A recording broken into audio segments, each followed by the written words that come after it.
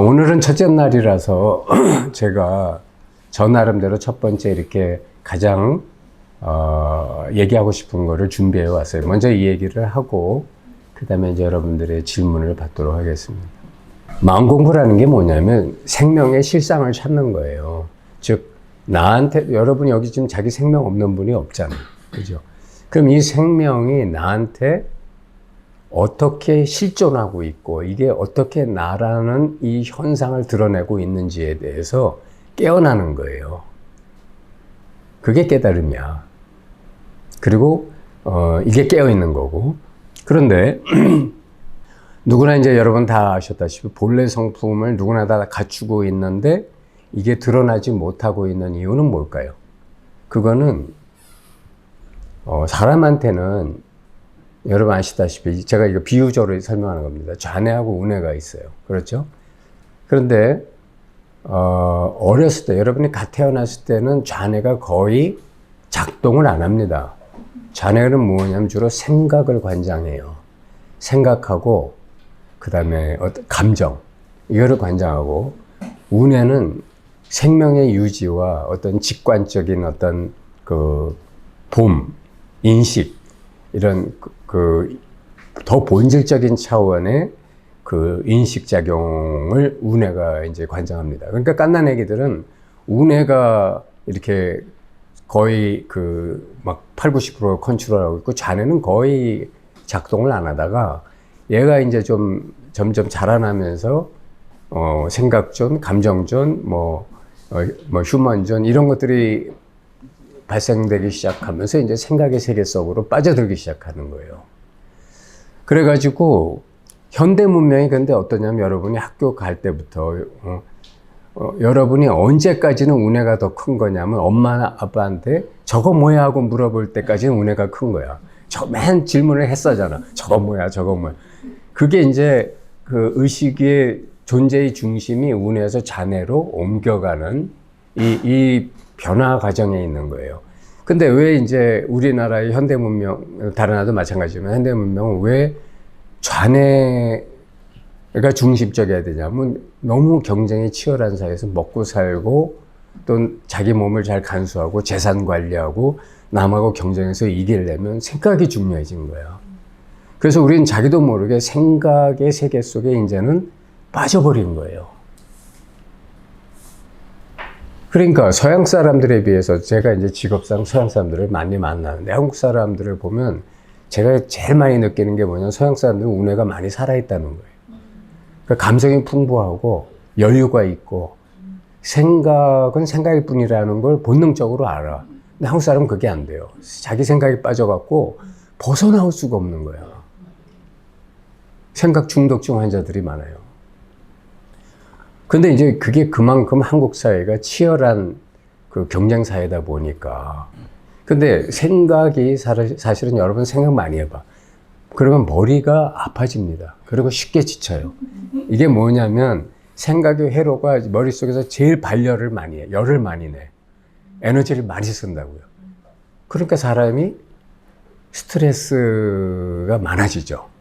그래서 깨달음이 공부에서 자꾸 내어 맡겨라라는 말을 하잖아요. 내어 맡겨라네요. 이 말은 뭐냐면 생각이 주도권을 상실하게 하라는 말이에요. 생각이 자기의 주도권을 잡고 있는 한 여러분은 좌뇌형의 인간입니다. 근데 여러분 살아오시면서 봐봐. 내가 내 생각에 속았던 적이 한두 번이에요? 그게 아니네 라든 그때 잘못 생각했네 라는 게 한두 번이냐고. 그죠? 솔직히 말해서 자기 생각에 보이스피싱 당하면서 사는 거야. 근데 자기니까 용서하는 거지. 남이 그래봐. 단박에 너 다음에 만나면 너 임마 지난번에 그따위 생각 거짓말했잖아. 그 생각 때문에 내가 속았잖아. 이런 말 여러분은 한다고 친구한테는. 그죠? 근데 왜 자기한테는 안 그러거든. 자기한테도 그래야지. 그래야 생각이 정신을 차리지. 이놈의 생각은 사기를 아무리 쳐도 내가 뭐라고 안 그러니까 너 만만하다 해서 맨날 사기 치는 거야. 요새 AI가 그런 데잖아요. 적당히 거짓말하고 수정 넘어가려고 그런 데잖아. 그러다가 들통나면 어떻게 미안하다 그런대요, 또. 똑같아요, 똑같아. 자, 그래서 저도 제가 개인적으로 첫 번째 이 자리를 초견성한 때를 제가 돌아보면 완전히 생각이 끊어진 상태에서 이게 왔어요. 그러니까 이제 저는 제가 이제 출가를 했을 때는 서홍 스님 상자였지만 서홍 스님한테는 무슨 뭐 솔직히 말해서 별로 법을 못 들었고 뭐 그냥 자비하신 배려심만 받았지 무슨 법이 이거 붙여놨다 이런 얘기는 별로 못 들었고 이제 그 상자격에 이제 그 스님한테서 제가 정말 친형처럼 따르던 스님한테서 많이 지도를 받았어요. 근데 이제 제가 환속을 하고 나서도 이제 그 스님하고 연락해서 또 여러 가지 지도도 받고 그랬는데 여하튼 내가 무슨 굉장한 체험을 했어요. 우주 합일 뭐 범하이려 우하이려가 다 되는 체험을 해서 이제 나는 이게 깨달음이라고 신나서 연락을 했는데 이제 쉽게 말해서 한 방에 박살이 난 거지. 그건 다 체험이라 그런 체험은 다 느낌일 뿐이야. 너 느낌은 왔다 가잖아. 너 앞으로 그거 한 달 뒤에도 보자. 그게 그대로 있는지. 과연 한 달이 아니라 일주일 정도 가니까 없어지더라고.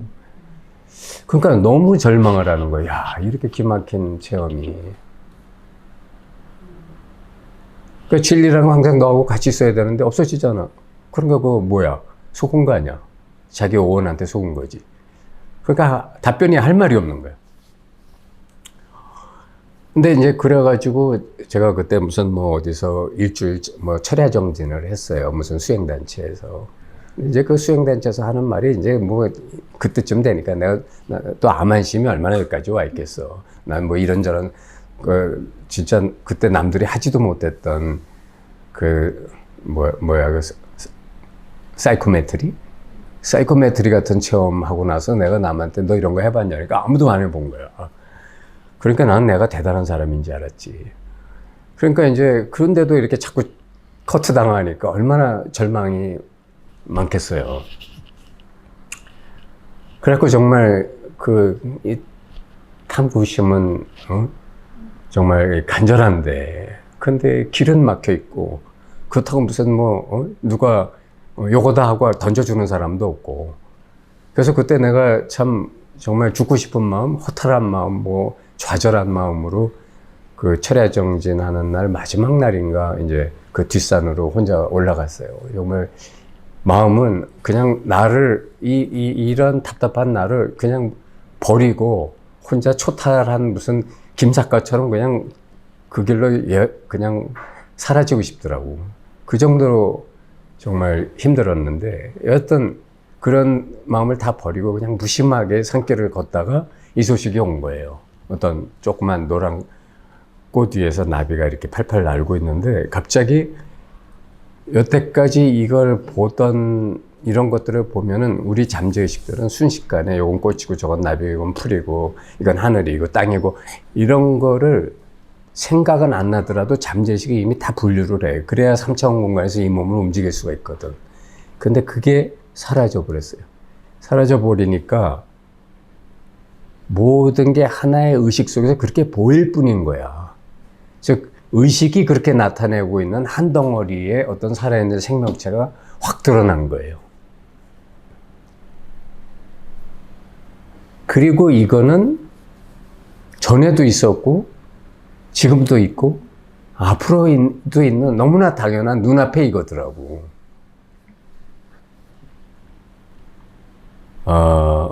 그러니까 그때 내 깨어남의 첫 번째 조건이 뭐였냐면 생각이 사라져 있는 상태였어요.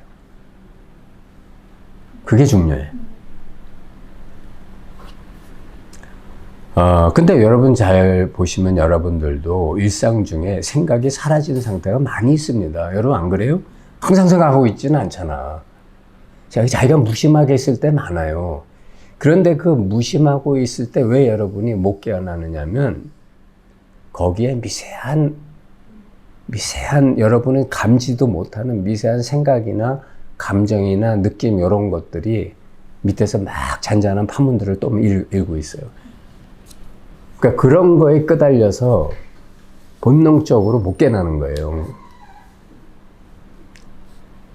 여러분이 진짜 그런 게 딱 끊어지면 여기 이 방바닥이 아닙니다. 그러니까 이거를 맞춰서 적당히 발을 내밀 수가 없게 돼요. 왜냐하면 3차원 공간 자체가 사라지니까 그냥 이게 한 덩어리가 되는 거야. 뭘 내디뎌서 이게 만져지니까 이게 버티는 거지, 적당하게 보폭을 내서 이렇게 하면 여기 발을 딛는다, 이게 안 되는 거야. 무슨 말인지 알겠죠? 그렇게 갑자기 확 멸진이 되는 상태가 있다. 여하튼 이렇게 되면은 이게 여러분의 본성인 살아있는 생명이 의식으로서의 자기를 드러내는 순간이 나타나요. 그러니까 대부분의 깨달은 사람, 선사들을 보면 꽃을 보고 깨달았다든지, 무슨 소리를 듣고 깨달았다든지, 무슨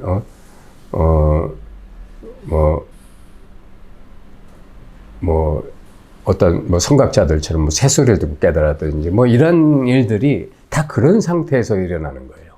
그때 이 살아있는 이것이 바로 자기한테 나 여기 있다고 확 자기를 드러내주는 거거든.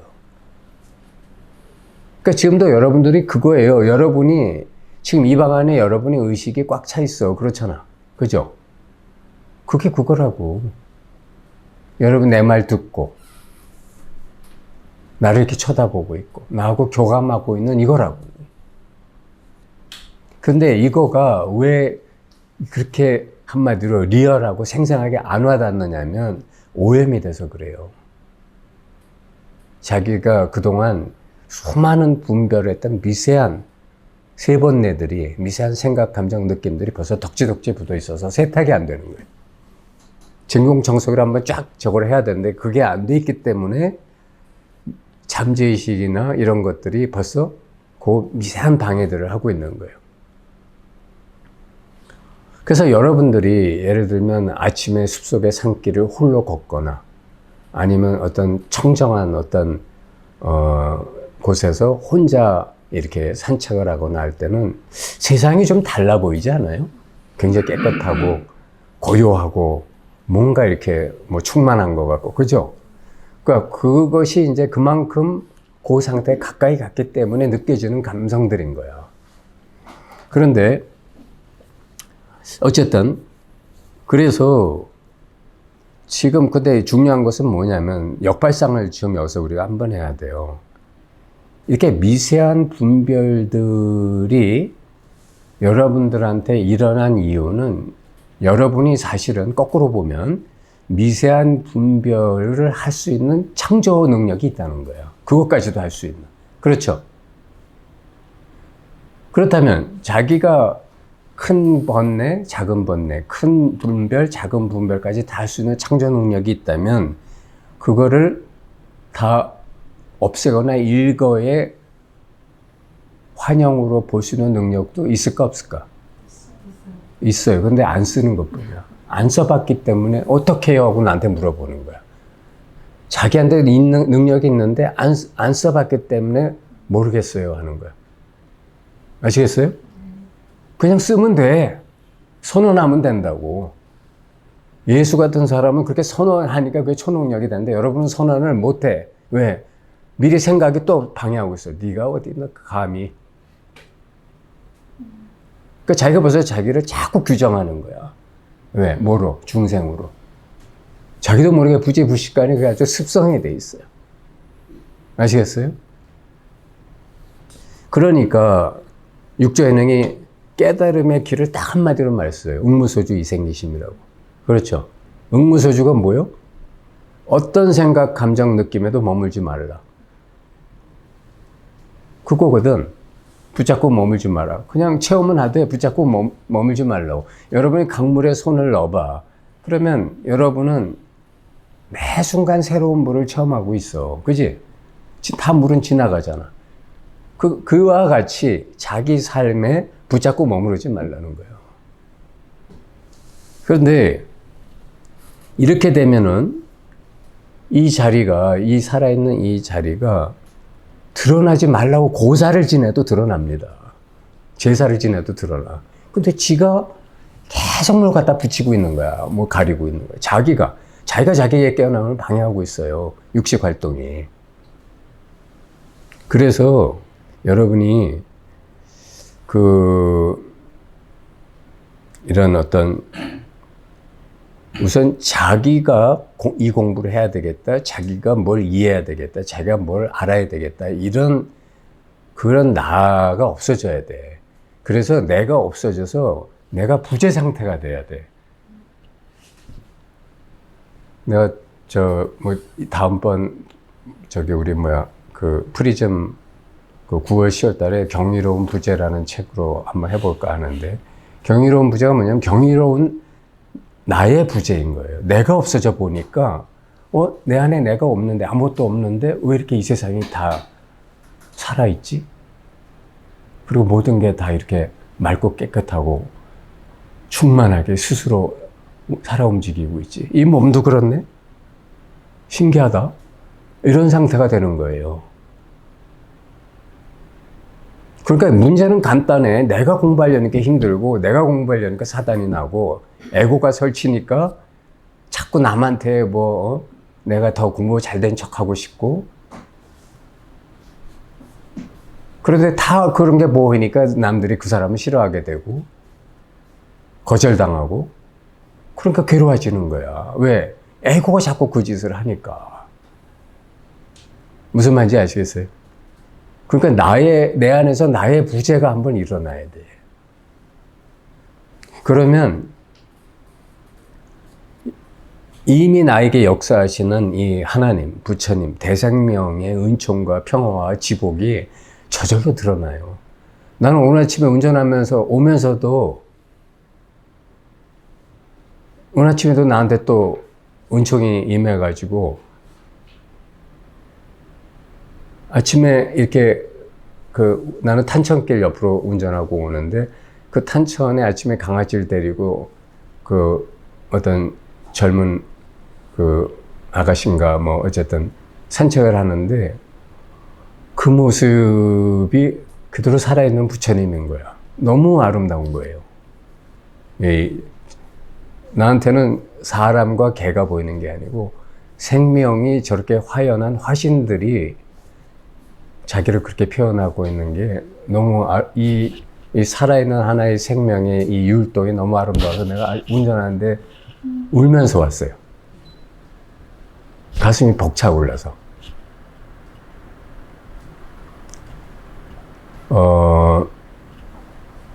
윌리엄 제임스라고 하는 유명한 종교학자가 종교적 경험의 다양성이라고 하는 아주 이 분야에서는 아주 마일드스톤 같은 훌륭한 책을 썼는데 그 책의 내용에 보면은 그런 말이 있어요. 체험이 없는 종교는 죽은 종교다.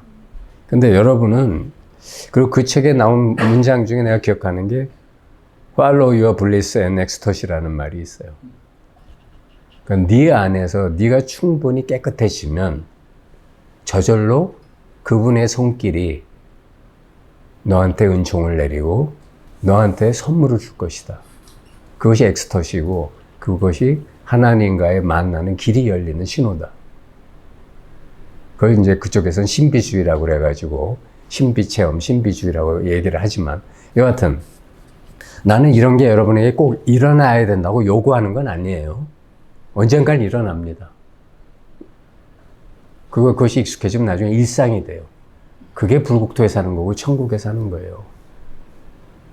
나도 지금 한 80개국을 댕겨봤고 100만 마일이 넘게 비행기를 탔지만 나는 지금 가장 아름답고 가장 경이로운 곳이 지금 여기예요. 근데 갈 필요가 없어. 가봤자 똑같아. 눈에 보이는 영상만 달라졌지 이것이 보여주는 실상은 다 똑같아.